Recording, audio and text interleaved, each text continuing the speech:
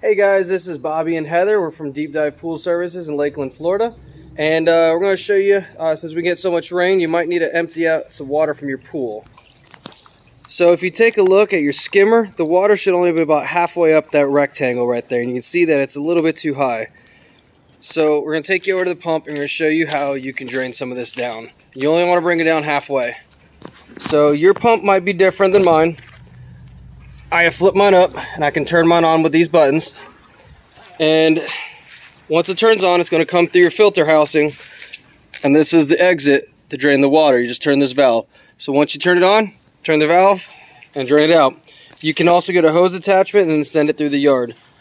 Go ahead. Alright, so once it's running, you just turn this valve and water starts coming out. Keep an eye on it, depending on how high it is. It might take 5 minutes, it might take 20 or 30 minutes. But make sure you monitor your pool and you don't let out too much water, and then you have to add it back in. Thank you. Have a nice day.